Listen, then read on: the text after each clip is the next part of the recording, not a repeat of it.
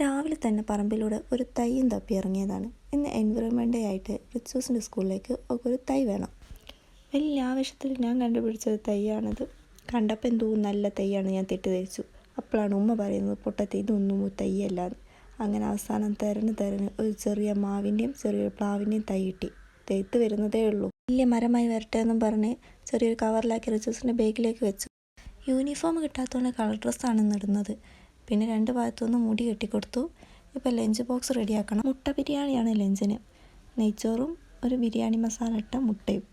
സാധാ ചോറിനേക്കാളും ഇങ്ങനെ ആകുമ്പോൾ കഴിച്ചോളൂ. ഇതിൻ്റെ ഇടയ്ക്ക് റിച്ചൂസ് പറയാം, ഉമ്മക്ക് ഇന്ന് നല്ല സൗകര്യവും സമാധാനമായിരിക്കും ഞാൻ പോകുന്നോണ്ടില്ലേന്ന്. അതെന്താണെന്ന് ചോദിച്ചപ്പോൾ ഓള് പറയാം, ഉമ്മ എപ്പോഴും പറയലില്ലേ സ്കൂളൊന്ന് തുറന്ന് കിട്ടിയാൽ മതി അതിനൊന്ന്. എന്തോ ഒരു ദേഷ്യത്തിന് പറഞ്ഞതാണെങ്കിൽ ഓളെ മനസ്സിൽ നിന്ന് ഇതുവരെ പോയിട്ടില്ല എനിക്ക് മനസ്സിലായി.